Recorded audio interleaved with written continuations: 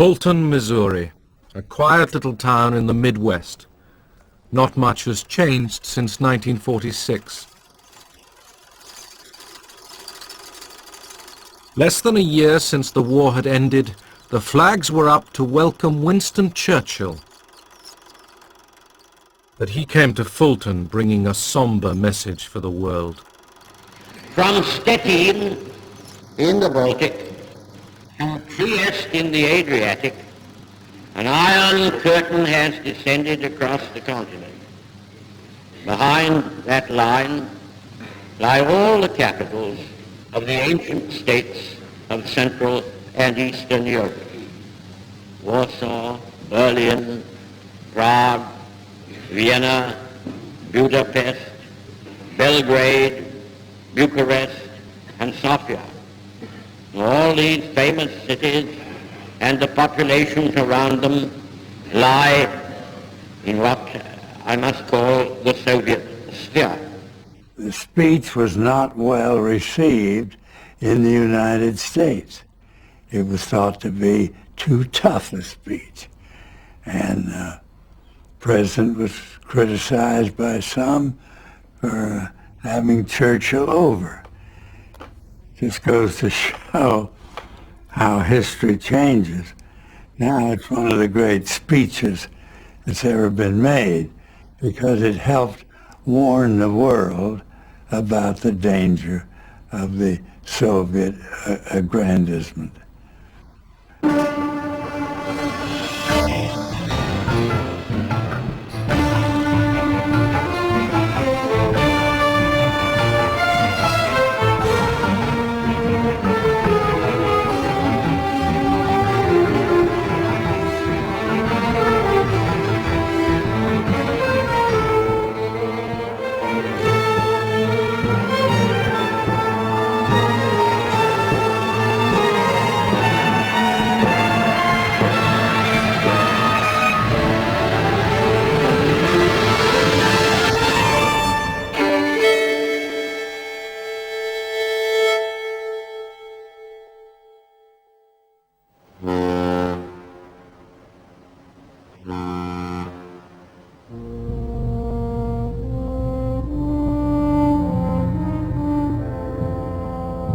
Back from overseas came the Americans.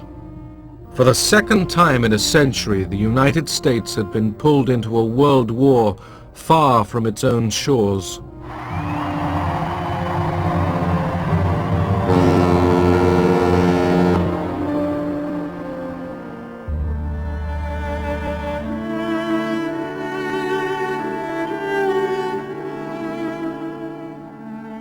"300,000 Americans never came home. But the rest returned to a country wealthier and happier than ever before."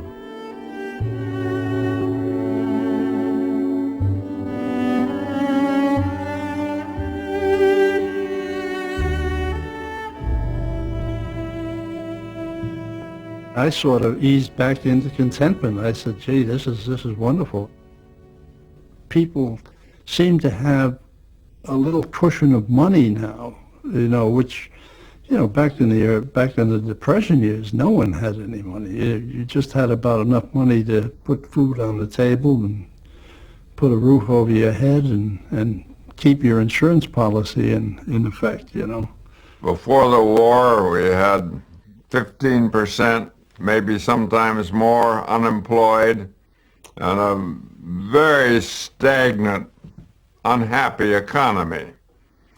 And the war production of munitions, production of armaments, put enormous sums of money into the economy, put millions of people to work, not only men but women, Rosie the Riveter, and we emerged from the war with virtual full employment.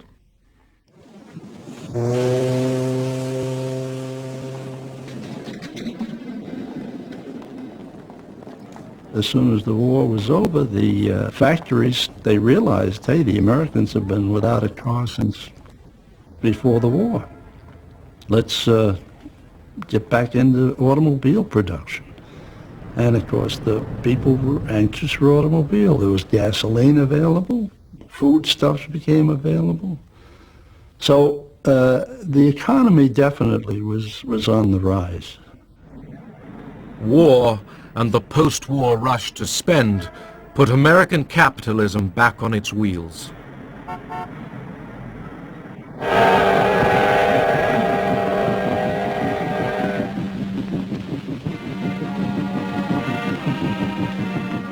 In the first summer of peace, the Soviet soldiers rode home. They were awed to find themselves still alive. До Москвы уже совсем недалеко. Поезд идет из столицы Германии. И вот он, счастливый час. Здравствуй, родная Москва!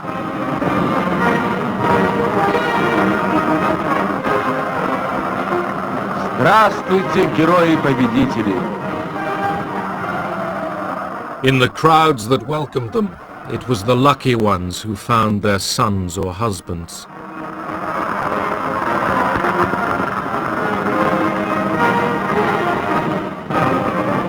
Some 27 million Soviet civilians and soldiers did not live to see this day.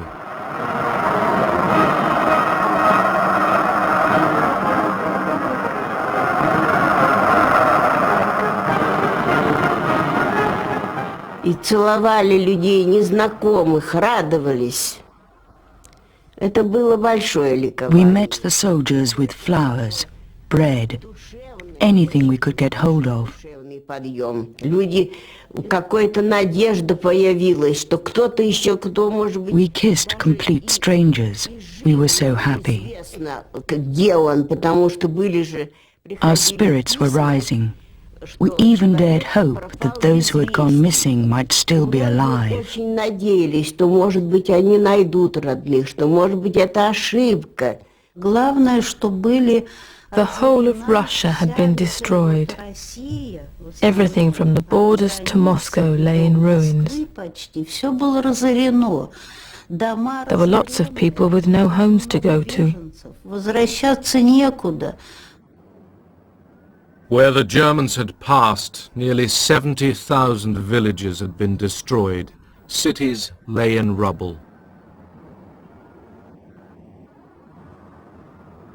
Stalin's pre-war achievements, the factories and apartment blocks of the 5-year plans, had been wrecked by the invaders.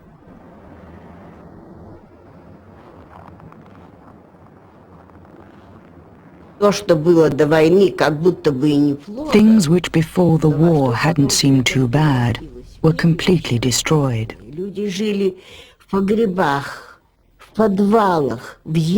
People were living in ruins. It's impossible to describe the suffering. You can only understand it if you've lived through it and seen it with your own eyes.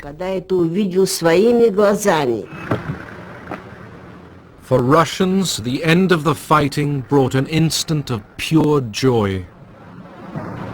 Ну что я могу сказать? В Берлине, в центре.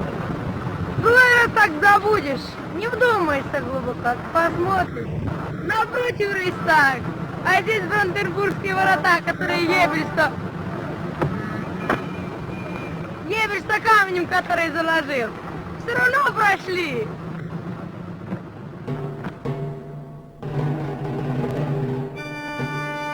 Berlin, the final battlefield.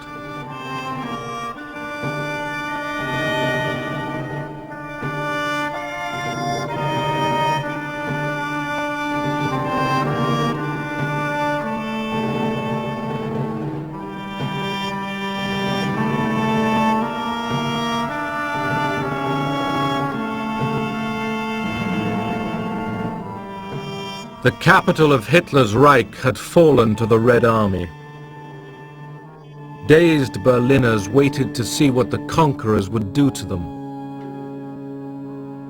But there was no organized massacre.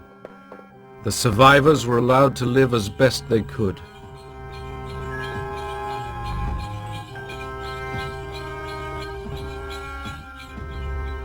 Stalin even ordered his troops to feed the Berliners, but the soldiers looted homes, and all over the city they hunted down women.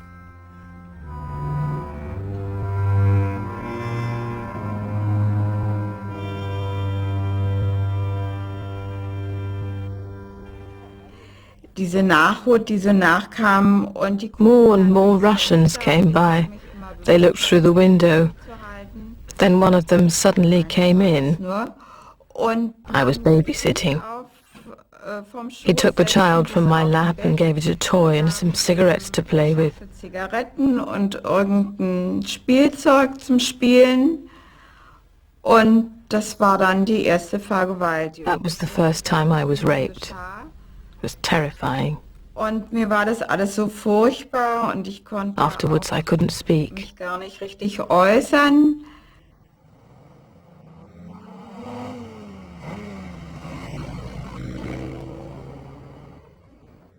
Stalin's police chief Beria and foreign minister Molotov tour Berlin.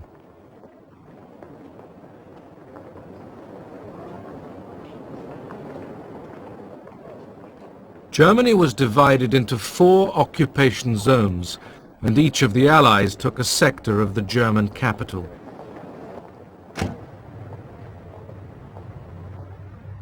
The Allies had decided that Germany should compensate them for war damage. Marshal Zhukov said, "We have fought long and hard. We've captured Berlin.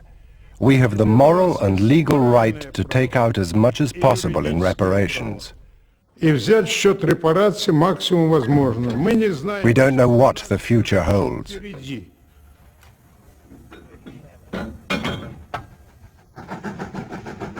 The German population was forced to help the Russians seize industrial resources.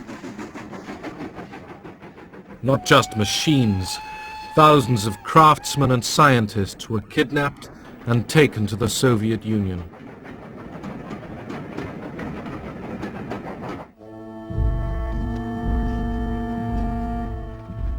Central Europe was reverting to the Dark Ages. This was a space without law, shelter, or mercy. A continent of nomads.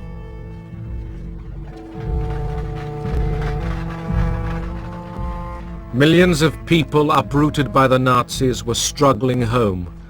Now it was the turn of the Germans to be the victims.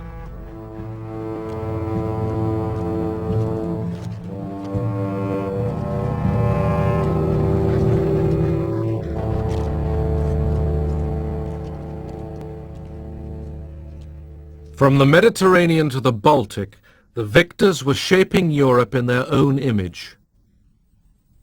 Poland, the invaders' route to Russia, obsessed Stalin. Eastern Poland had been annexed by the Soviet Union. As compensation, the Allies shifted the whole country westward, giving Poland the eastern territories of Germany. The Germans were expelled.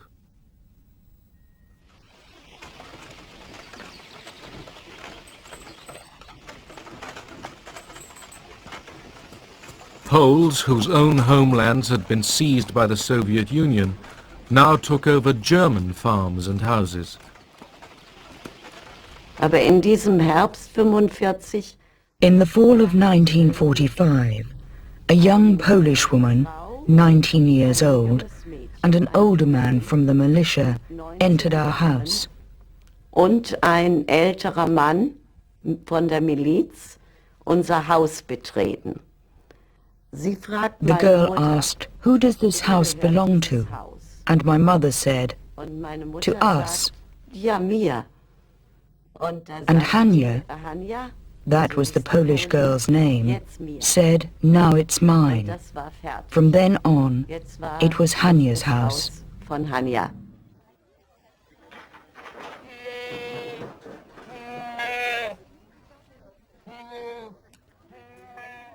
Morgens 6 Uhr.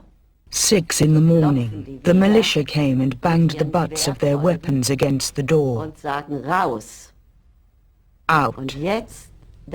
Even though I was only a child, I knew this was it. Jetzt ist es echt. From all over Europe, some 12 million Germans were expelled from lands they had lived in for centuries.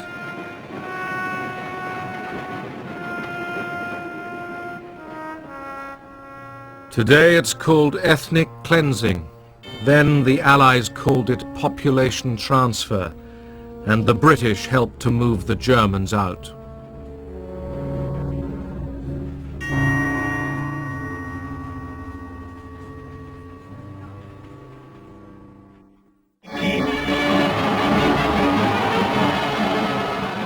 Victory in London.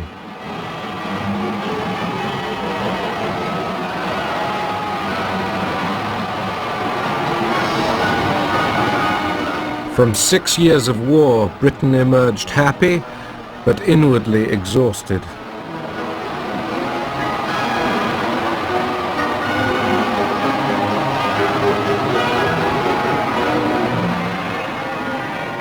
For the moment, people cheered for king and empire as if nothing had changed or ever would.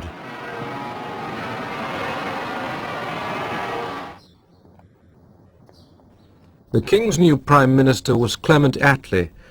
The British voters had swung leftwards, and Churchill was out.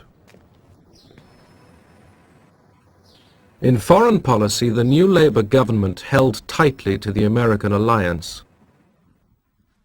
Ernest Bevin, the new Foreign Secretary, was a trade union veteran who mistrusted communists. He had backed Churchill's intervention in the Greek Civil War. British interests were at stake here. The concern was that the conflict might threaten Britain's oil route from the Middle East through the Mediterranean.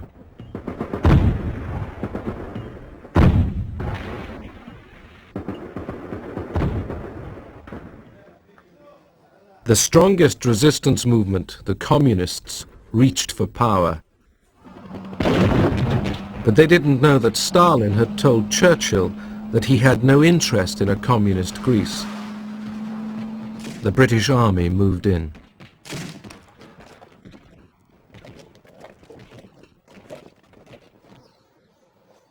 The Civil War was long and cruel.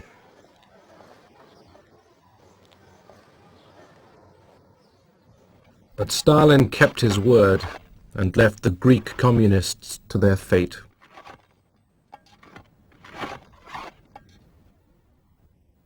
The Soviet Union now dominated the nations along its western border. At first, Stalin did not impose a Soviet system on his new empire. Instead, he built up pro-Soviet coalition governments, but the communists made sure that the police and security were in their hands. The Yalta Conference had given Russia control of Central Europe. We knew perfectly well what the Russians interpreted as democracy and all that, but then we were allies fighting a war together.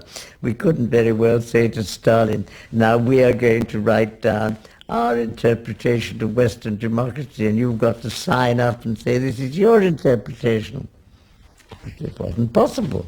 We began to receive cables from American representatives in the what we were all later to call the satellite countries on the behavior of Soviet troops with respect to the people of Poland, of Bulgaria, Romania, Yugoslavia, and so on. So trouble was in the air.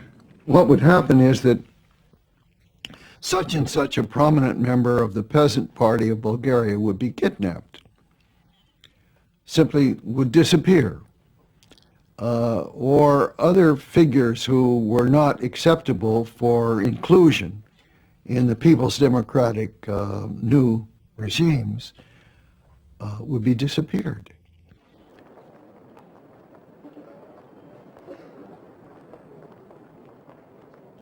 In Berlin, Where the Allies jointly supervised city life, the Communists were careful.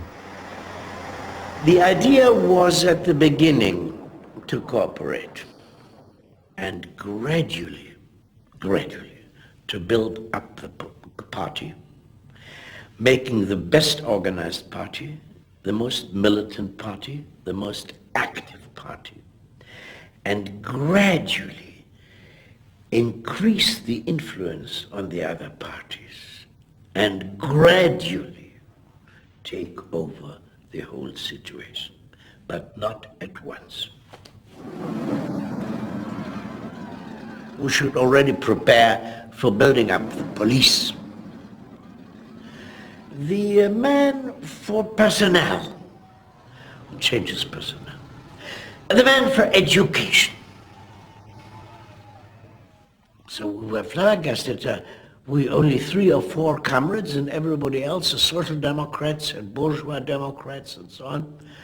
So one of us asked and said, it must look democratic, but we must have everything in our hands.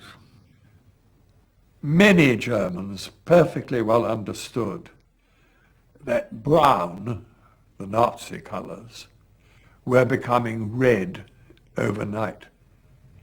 After all, the methods in some ways were the same, or at any rate very similar, of forcing people to do things against their will.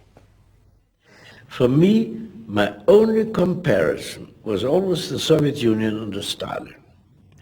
And comparable to the Soviet Union under Stalin, 1935 to 45, 45 to 46, 47 in Germany was wonderful. It was much less terror than which I had witnessed the 10 years before in the Soviet Union. Soviet communism had stood the test of war. The Red Army was the biggest on earth, and General Eisenhower came to pay his respects to the world's newest superpower.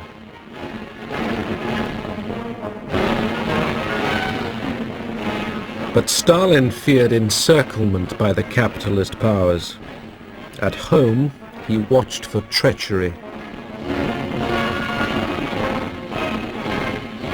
Those who had been taken prisoner by the Germans and seen a glimpse of the West might become disloyal.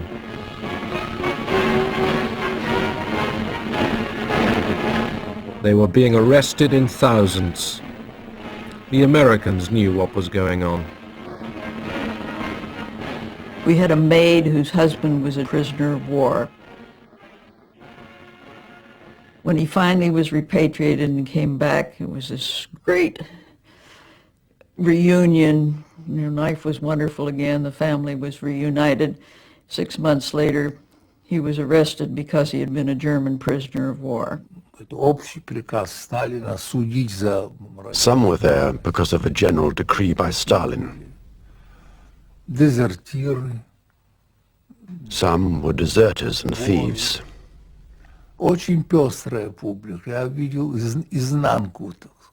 Some White Russian emigres.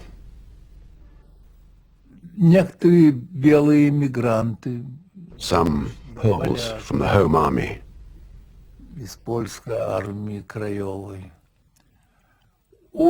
I entered a whole new world.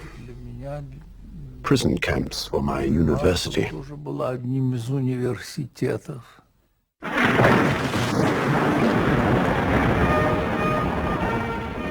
Poland. In the wreckage of Warsaw, the Poles began to clear the ruins.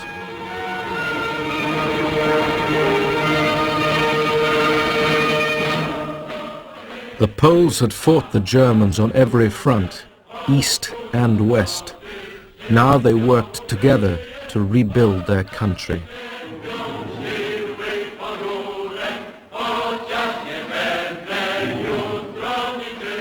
Some loathed the new semi-communist government tied to Moscow, but others found reasons to accept it and live with it. Lucretia The most important thing for me was for my mother and sister to come from Siberia, and for us to begin rebuilding the country. We also needed to secure our borders, which were seriously threatened. Staying in the army gave me that chance.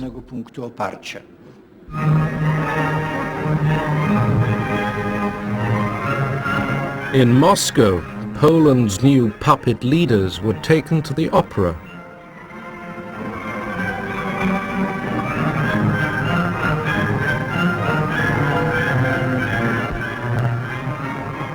The Poles agreed to a close alliance with the Soviet Union.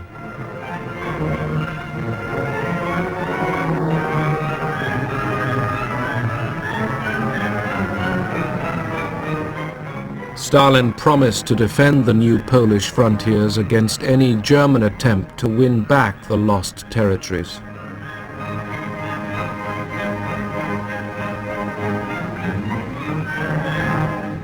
Stalin was at the zenith of his power. His colleagues felt terror in his presence. Russian diplomats, like all other Russian officials or party members or whatever, lived in terror of the great man. And justifiably so, because if they gave unpopular advice, they might find themselves in a concentration camp or with a bullet in the back of their heads. It wasn't very easy to give good advice to Stalin if it was unpalatable. Он сидел такой веселый, настроение у него хорошее, рядом сидел с ним. Stalin was cheerful and in high spirits. At his side were the main guest, the interpreter, and Soviet guests too. Вроде и гости, и наши, все так. И когда раздавали официанты там какой-то... The waiters came in with the main course. То I think it was turkey. Один официант, когда наливал... One of them, whilst he was pouring the sauce, dropped some red liquid on Stalin's sand-colored jacket. На этот китель, да? Красный такую жидкость, эту самую, сок красный, да? И этот он как струйка крови, знаете, так потекла по всему этому красивому, нарядному, торжественному мундиру. They were in a state of shock about what would happen, because the stains looked like drops of blood. Замерли в испуге, что будет вообще. But Stalin didn't react. He continued to talk with his neighbor. Вот к нему там подскочил какой-то обслуживающий шеф там обслуживающий. Then another waiter came up to him with some water and offered to sponge it out. But Stalin said, no, no. And he was absolutely calm. Просидел совершенно спокойно. Все, значит, увидели. People saw that things seemed to be okay. Everyone began eating again, and the routine continued. Спокойно до конца и просидел.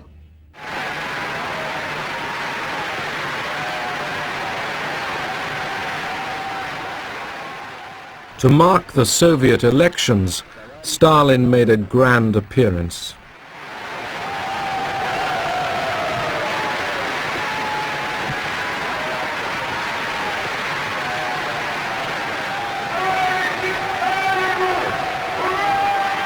To his exhausted people, he promised no rewards, but only more effort, more 5-year plans for heavy industry. Then, in cloudy words, he warned that capitalism and imperialism made future wars inevitable. Did this mean war between the Soviet Union and the West? Abroad, alarm bells rang. I read the speech with care and interpreted it as being a delayed declaration of war against the United States. Wasn't any doubt about it if you read the text carefully, what he was talking about. Речь действительно была The speech was interpreted in the West as no less than a prediction of World War III. предсказание в близком будущем I don't think this was right, though. Третьей мировой войны. Но я думаю, что это вряд ли правильно. Во всяком случае, Stalin didn't say anything new or different in that speech. нового Сталин не сказал. He said what he had always Он believed, всегда думал. that with imperialism and capitalism, Война war was inevitable. с империализмом, с капитализмом неизбежна. What the Russians were thinking in terms of was that, and I think Stalin thought in these terms, was that communism was one day going to rule, be the dominant ideology in the world, and all countries gradually were going to become communist. And in the meantime, you didn't, in Stalin's idea, start dangerous wars which you might lose, but if you had a good chance of pushing the cause along, you always pushed it along. Stalin had relaxed his dictatorship during the war, but now he was tightening it once more. The Soviet Union's obvious suspicion of the West disturbed Washington. An American diplomat in Moscow, George Kennan, was asked what he thought was going on. When they finally sent me a telegram expressing their astonishment and concern because the Russians were dragging their feet about joining the International Bank, I thought, well, for goodness sake, I can't answer that in one question. They're going to have to give me space. And I sat down and tried to give a picture of this government as it emerged from the war. One of the strengths of Kennan was his awareness that the Russia in which we were living, Stalin's Soviet Russia, communism, people called it, actually drew in very many ways upon the Russian past. I had to go right back to page 1 and to try to tell them things that I felt they'd forgotten during the war. This all hangs together with this whole question that this was the same group of people who had dealt with Hitler, had tried to deal with Hitler at our expense, and never had changed their views about us.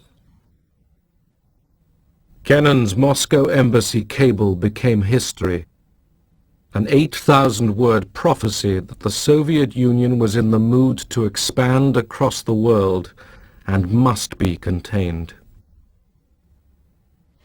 The day that telegram was drafted, I unfortunately or fortunately had the night duty at the code room and was rather perturbed about it because I happened to have a very heavy date that night. There was a dance at one of the other embassies, and I wanted to get out as early as possible. About 6:30 or 7, George comes walking in with this 6-part cable which he wants to send out. And I took a look at it and I said it was nice, but let's not send it out. Let's wait till tomorrow. And I tried to talk him into not sending it. He said, Washington wants it, they're going to get it, and you stay here and do it. Kennan's telegram alarmed Washington. Days later, its message was reinforced when Churchill arrived in the United States as President Truman's guest. They began to get to know each other. Mr. Fred, our president, said to Mr. Churchill, I will be on this trip quite a while, and I would be glad if you would call me Harry. Well, Mr. Churchill said, I'll be glad to if you will call me Winston. Mr. Truman said, I don't believe I can do that. He said, I consider you the first citizen in the world, and I just don't believe I can call you Winston. Winston Churchill said, if you can't call me Winston, then I can't call you Harry, The president said, on that basis, we'll do it. So it went to Winston and Harry from that time. And they got on very well. Churchill was due to speak to a college audience at Fulton in Truman's home state. Privately, he showed Truman what he was going to say. The president, not sure that the American public was ready for an attack on its wartime Soviet ally, let Churchill test the water.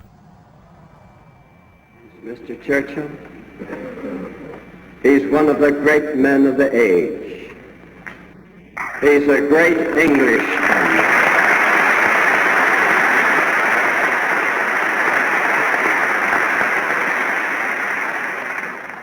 He's a great Englishman, but he's half American.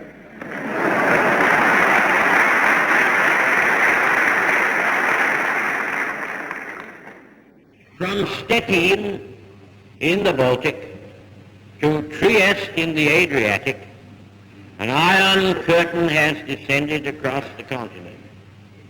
Behind that line lie all the capitals of the ancient states of Central and Eastern Europe. Except in the British Commonwealth and in the United States, where communism is in its infancy, the Communist parties, or fifth columns, constitute a growing challenge and peril to Christian civilization. Whatever conclusions may be drawn from these facts, in fact they are, this is certainly not the liberated Europe we fought to build up, nor is it one which contains the essentials of permanent peace. Immediately after that, Stalin came out with answers to a foreign correspondent's questions in which he compared Churchill to Hitler and decried Churchill's speech as a belligerent call to arms against Soviet Russia. Since 1945, America had been extending its influence and power all over the world. Stalin grew nervous. He put pressure on Turkey to grant the Soviet Union a military presence in the Dardanelles and the Bosporus. America and Britain feared a threat to the Suez Canal. They were determined to keep Turkey free of Soviet interference. When the Turkish ambassador in Washington died suddenly, Truman used America's biggest battleship, the USS Missouri, to deliver the body to Istanbul. This was a symbol to Stalin. Don't push us, and don't push Turkey, because if you push Turkey, we'll be there. Iran, like Turkey, lay on the southern borders of the Soviet Union, and for centuries had been hostile to Russia. During the war, Soviet and British troops had occupied Iran to protect their oil supplies. They even celebrated their partnership there.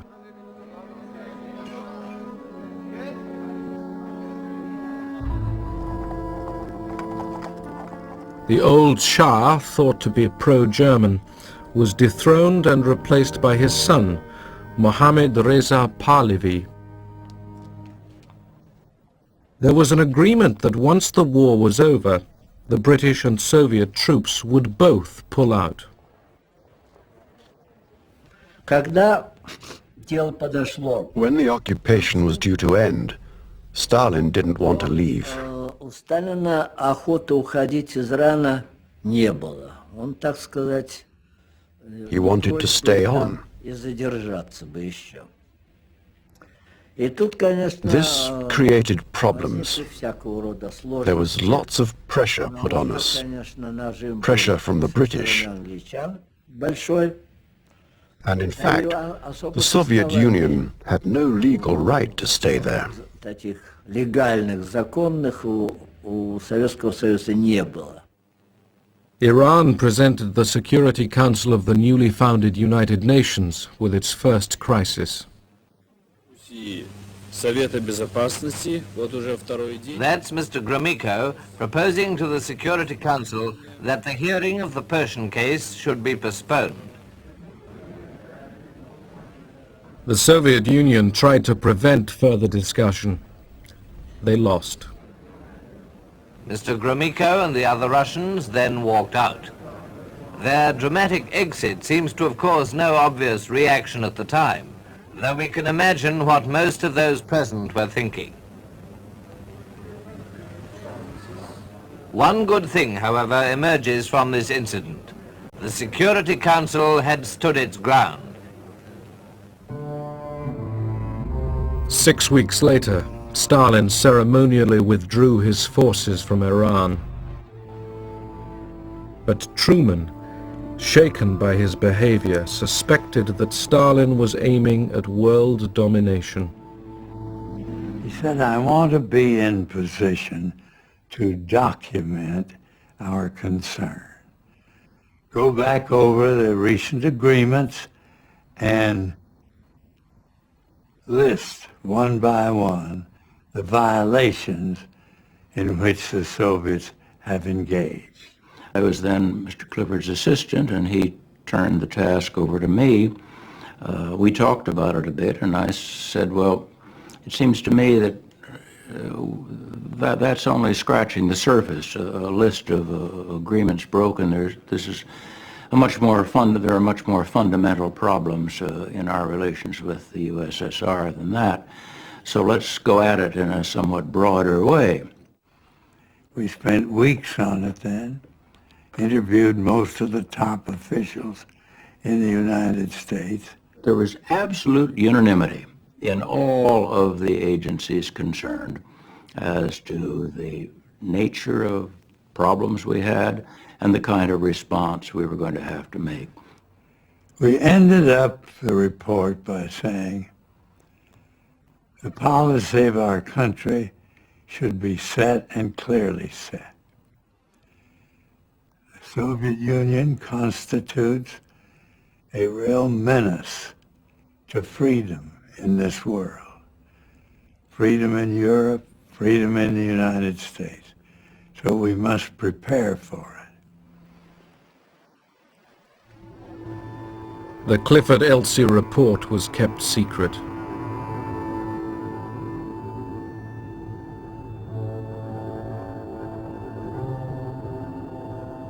The report concluded that a war with the USSR would be more total, more horrible than anything previously known.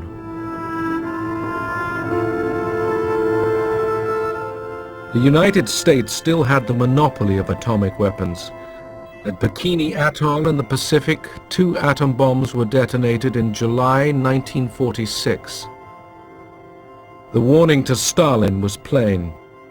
From now on, all the big powers worked frantically to develop their own atomic and biological weapons.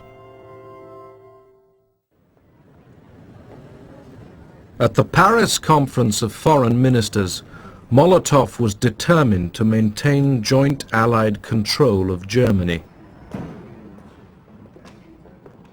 But his American counterpart, Secretary of State Burns, wanted Germany to pay no more reparations. For Molotov, Burns was too concerned with German opinion. He was outraged. Молотов, господин нет. Molotov was nicknamed Mr. No. But if he had been a Mr. Yes, Stalin would not have kept him on. Ему не надо было господин да, ему надо было господин нет.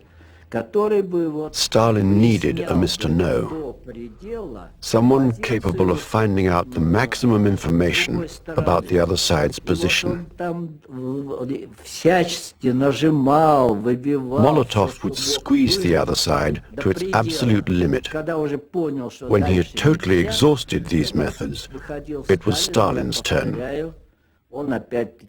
He would come back and resolve matters with a friendly smile. Добродушно, какие-то вопросы решал. It was at Paris that the wartime alliance began finally to break up. The Americans and the British were impatient to develop stable economies in their zones of Germany without Soviet interference.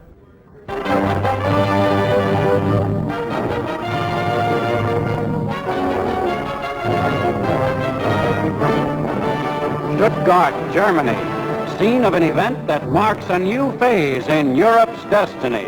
Secretary of State James F. Burns is here to set forth the policy of the United States on Germany, a speech widely interpreted as marking the end of America's appeasement of Russia.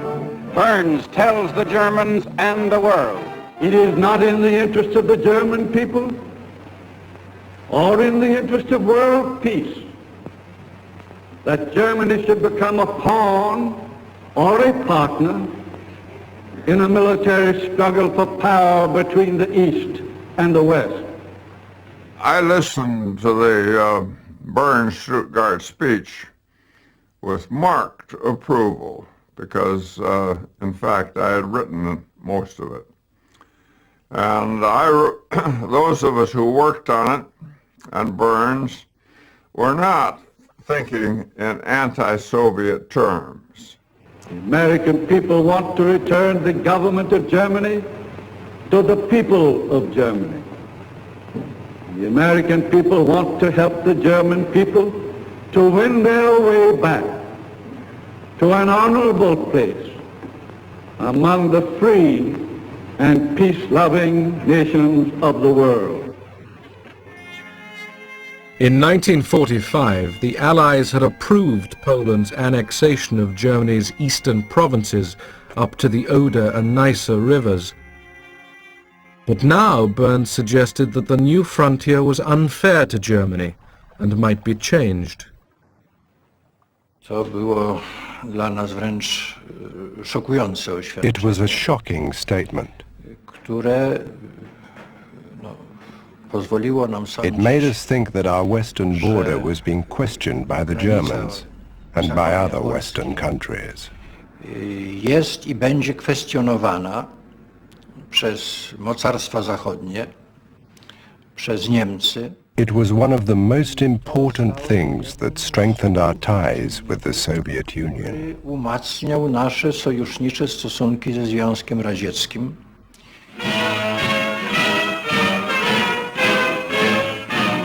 More pictures have arrived from Moscow. They show the everyday scene in the Soviet capital's famous Red Square. And what's in their shops? Well, here's a glimpse of the sort of things now on display. These new fashions, our cameraman tells us, are so expensive that they're quite beyond the means of ordinary people in Russia today. Ordinary people were much worse off than the newsreels showed. Был период ужасный. Вы знаете, it was a very hard time. I had a son who was 1.5 years old. He used to get a plate from the cupboard and walk after me saying, "Give me, give me." But I had nothing to give him.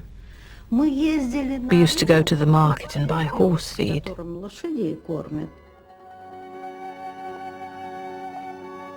On the collective farms, war damage and the death of so many workers at the front were deepening a grave food shortage. I took a trip down through the Ukraine, and it was the time of the 47 famine that was going on down there, about which nothing was heard in the outside world. Soviets were talking about great grain harvests and everything else. We got down there, on the train stops you would see children with distended bellies begging for bread. At the Odessa itself, people lying out on the streets outside the hospitals where they couldn't take them in, starving to death. There was malnutrition everywhere.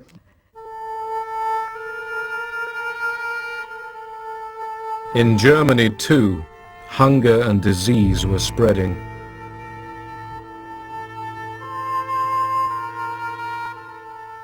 The nightmare of the Western Allies was that poverty would drive the Germans towards communism.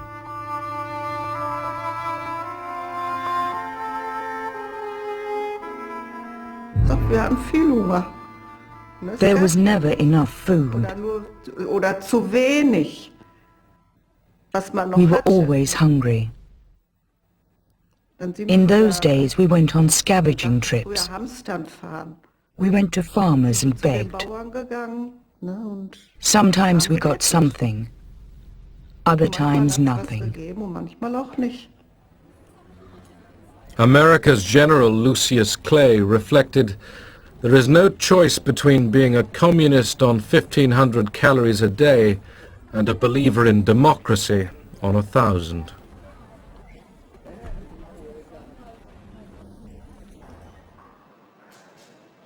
Aid to Germany cost Britain over $1 million a day. But British supplies were not enough to save thousands of Germans who died that winter for lack of food and fuel.